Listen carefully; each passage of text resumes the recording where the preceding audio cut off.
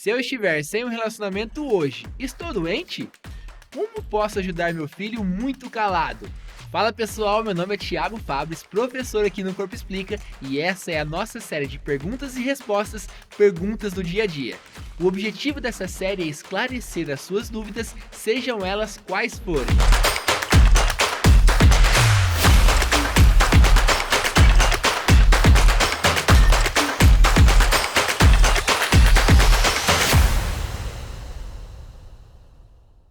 Esse é o nosso terceiro episódio e já conseguimos responder muita coisa que está ligada ao formato do corpo humano e o funcionamento da mente. Portanto, eu sugiro que você também assista aos vídeos anteriores. Vai que você encontra a resposta que você estava procurando. Mas se isso ainda não aconteceu, não se preocupe. Essa é apenas a primeira temporada e nela vamos dar prioridade para as perguntas sobre os traços de caracteres e a análise corporal. Com essas perguntas, nós vamos te mostrar que é possível encontrar qualquer tipo de resposta através do formato do seu corpo e revelar os grandes segredos por trás da mente de qualquer pessoa. Nos episódios anteriores, nós já esclarecemos muitas dúvidas de vocês em relação aos 5 traços de caracteres, abordando diversas características únicas de cada um desses traços. Mas precisamos ficar atentos para uma informação muito importante. Uma pessoa não é formada apenas por um traço de caráter, somos um conjunto de 5 traços. E inclusive eu já respondi uma pergunta da Tiane Souza no primeiro episódio dessa série, onde ela perguntava quantos traços de caracteres uma pessoa pode ter. E antes de responder as perguntas, deixe o seu like, se inscreva no canal e ative o sininho. Desse jeito você não vai perder nenhum vídeo dessa série. Alinhamentos feitos, bora para as perguntas de hoje. A Clarissa Antunes perguntou: pode acontecer da menina querer fazer par com a mãe? Essa pergunta foi postada no vídeo que a gente fala sobre os rígidos. Então ela pergunta se pode ser que a menina faça par com a mãe no caso dos rígidos. Não, Clarice, não pode ser com a mãe, vai ser sempre com o pai no caso da menina. Como que o rígido se forma? Vamos voltar lá atrás para a gente entender. Aquela criança, ela começa a ver o mundo em pares, no momento que está milenizando a parte da fase rígida. Ela está vendo o mundo em pares. Aquela menina, ela vai buscar o primeiro par dela, o pai. No caso do menino, vai buscar o primeiro par, a mãe. Isso por quê? Porque aquela criança começa a ver o mundo em pares. Ela vê o papai com a mamãe, titio com a titia, vovó com vovó, e ela vai buscar um par para ela. Então ela sempre vai buscar o sexo oposto. No caso da menina, o pai. Então nunca vai ser a mãe no caso da menina. No caso do menino, sempre vai ser a mãe, nunca o pai. A Thaís Marinelli perguntou: olá, eu sou oral e sei que chorar para mim é muito importante. Entretanto, tenho muita dificuldade para chorar. Vocês têm alguma dica para me dar para como eu posso melhorar isso?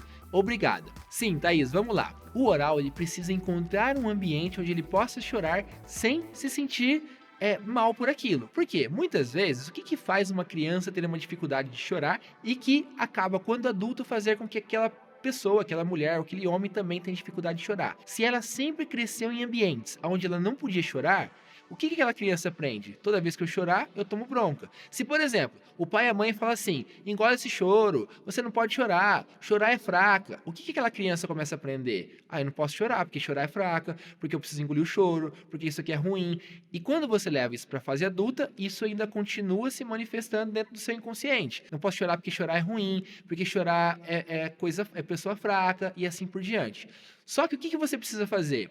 Encontrar um ambiente, encontrar relações, onde você possa chorar sem ser julgada, sem se sentir julgada, criticada, sem que as pessoas cheguem para você e falem que você é fraca só por você estar chorando, e assim por diante. Quando você começa a encontrar pessoas, relações, ambientes, onde você consiga chorar sem ser julgada, criticada ou qualquer coisa do tipo, aí que você começa a se soltar. É lógico que isso é um processo, tá? Naturalmente, você não vai conseguir, talvez, amanhã começar a chorar de uma vez. Não, isso é um processo. Vai encontrando lugares onde você possa chorar e isso não vai ser ruim, nem para as pessoas, nem para você.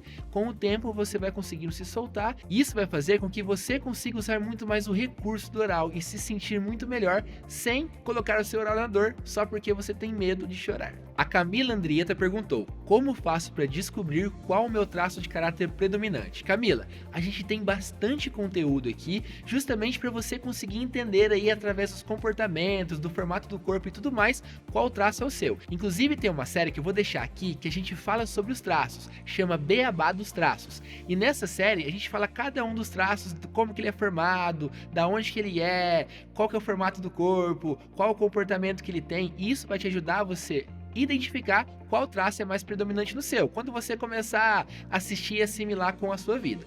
Mas se você quiser se aprofundar mais, ter um gráfico, saber exatamente quais as porcentagens que você tem de cada traço, aí você precisa passar por uma análise corporal. Quando a gente faz uma análise corporal, a gente monta um gráfico seu que a gente coloca as porcentagens de cada traço e a gente tem no final quanto você tem de cada traço. Se você tem tantos por cento de esquizoide, tantos por cento de oral. E aí você tem uma resposta muito mais assertiva de quais são os seus traços. Ficou claro? A Adriana Lanzi perguntou: e o que fazer para atenuar esse traço tão marcante do masoquista que é o medo da humilhação? Pensa uma coisa, Adriana, você sempre precisa estar em ambientes que você consiga se sentir bem sem colocar os seus traços na dor.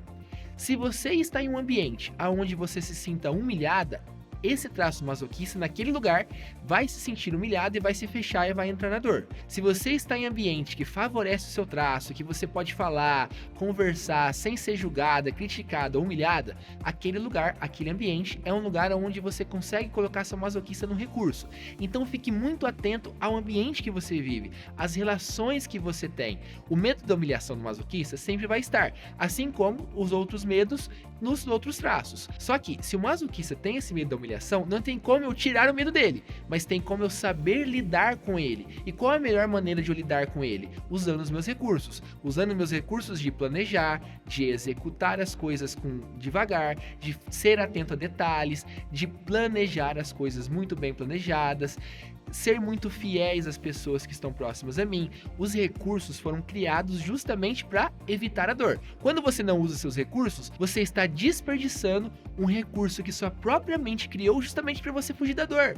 Então, sempre que você tiver medo de entrar na dor, use os seus recursos e busque ambientes que favoreça esses recursos estarem sendo utilizados, e evite ambientes que fazem com que essa dor da humilhação seja evidenciada, entendeu?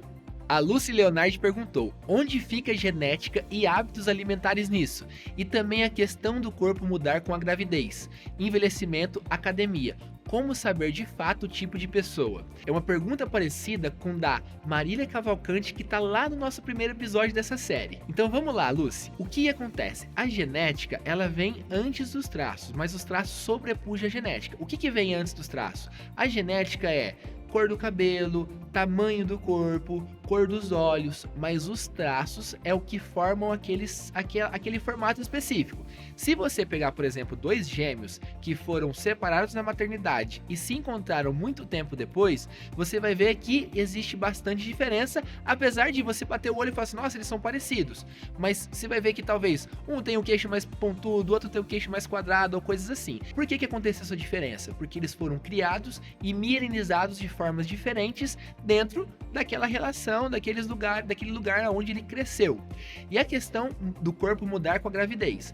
Quando o corpo muda na gravidez, ele ainda se mantém a mesma estrutura, então não muda os traços de caráter. Se você vai analisar uma pessoa grávida, é lógico que você tem que desconsiderar aquela barriga, mas o restante do corpo, a silhueta e tudo mais, isso não muda. Se a pessoa engordou um pouco, ainda assim vai manter os mesmos traços dela. Mas talvez vai existir uma pequena variação ali de um traço para outro, só que ainda mantém os traços. No caso do envelhecimento, parece que muitas vezes aumenta mais um traço ou outro, mas a gente tem que considerar que algumas coisas mudam. Então, por exemplo, vou até pegar um exemplo aqui do caso masoquista. O masoquista, ele tem bolsas abaixo dos olhos. Quando a pessoa envelhece, essas bolsas aumentam. Então eu tenho que entender que aquela bolsa aumentou, ele tem mais masoquista, não porque ele é masoquista, mas porque ele está envelhecendo. Então eu tenho que desconsiderar isso. É uma pequena desconsideração que eu faço. E isso vai dar uma diferença pequenininha no final do gráfico. Então se a pessoa emagreceu e mudou, os lábios ficaram mais finos. Cara, existe um pouco mais de esquizoide, que o esquizoide tem o lábio mais fino. Tem um pouco mais de esquizoide ali, mas na verdade não é. Na verdade, é menos esquizoide, porque ela envelheceu. Então eu tenho que considerar essa diferença. No caso da academia, a pessoa aumenta os músculos, aumenta a massa muscular, mas a estrutura é a mesma. Se um psicopata ele malha muito, ele vai continuar sendo mais forte no ombro e com as pernas mais finas. Se o psicopata malha muito, ele vai ter o ombro mais forte aqui, vai continuar tendo triângulo no tronco e as pernas mais finas. No caso do rígido, quando ele treinar, ele já consegue ficar com as pernas mais fortes e assim por diante. Então, mesmo com a academia, a gente consegue entender os traços da pessoa porque a estrutura do corpo se mantém da mesma forma. A Marion Rosentiel perguntou: sei que somos constituídos pelos 5 traços e que se destacam 2 deles. Sempre assim? Por que me identifico muito com 3? Oral, masoquista e rígida. Não é sempre 2 traços, tá, Marion? Não é sempre 2 traços. Podem ser mais. Se você está se identificando com oral, com masoquista e rígido, pode ser que sim, você tenha esses 3 traços. Por quê? Nós somos uma mistura de todos os traços, uma mistura dos 5 traços. Sempre vão ter alguns que vão se destacar mais, mas existem pessoas que os 5 traços são distribuídos quase na mesma proporção. Então pode ser que uma pessoa tenha os 5 traços quase iguais. Pode ser que se destacam 2, pode ser que se destacam 3, como é o seu caso, pode ser que se destacam um só e assim por diante, entendeu? A Rosana Cortes perguntou: se eu estiver sem um relacionamento hoje, estou doente? Não, Rosana, não necessariamente. A pergunta que eu te faço é: há quanto tempo você está sem relacionamento? Por quê? Estar sem um relacionamento não necessariamente quer dizer que você está na dor ou que você está doente. Agora, se você está sem um relacionamento há muito tempo, aí que eu quero entender melhor essa situação. Por quê? Se você estiver há tanto tempo, talvez você está com medo de se sentir abandonada, ou com medo de se sentir trocada, ou com medo de se sentir manipulada e assim por diante. E aí você acaba não encontrando um relacionamento. Ou seja, existe ou existem traços na dor que faz com que você não consiga se entregar ou entrar dentro de um relacionamento.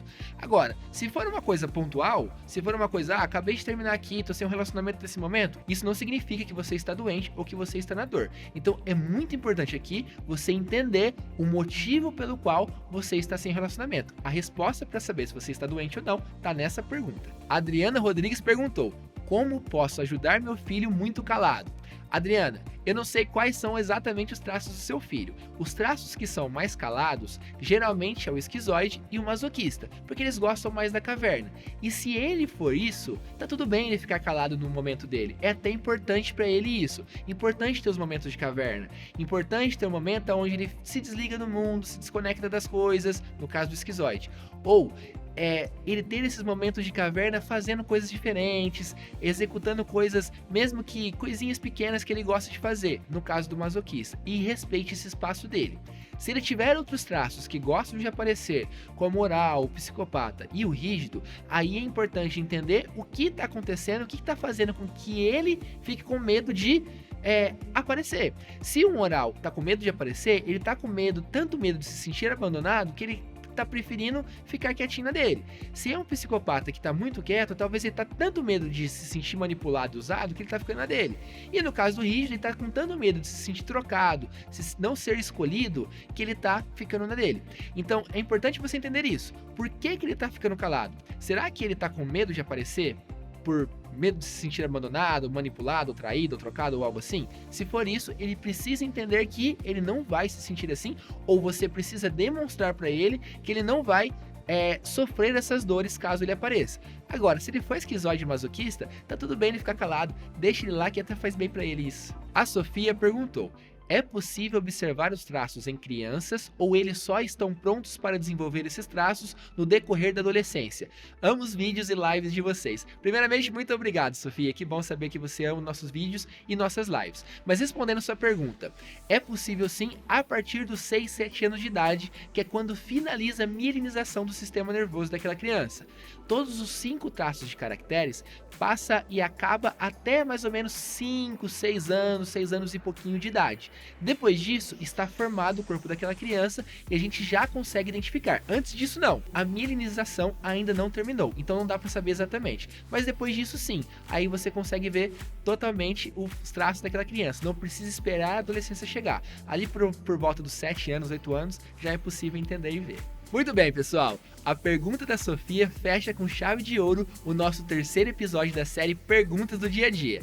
Conforme a gente avança, conseguimos sanar um número cada vez maior de dúvidas em relação ao funcionamento de cada traço. Tudo isso para te mostrar que o formato do corpo é capaz de explicar que tipo de mente uma pessoa tem e revelar os segredos por trás de qualquer tipo de problema que ela esteja enfrentando. Não se esqueça de deixar o seu like, se inscrever no canal e ativar o sininho para não perder os próximos conteúdos. Nós ficamos por aqui, um muito obrigado e nos vemos no próximo episódio.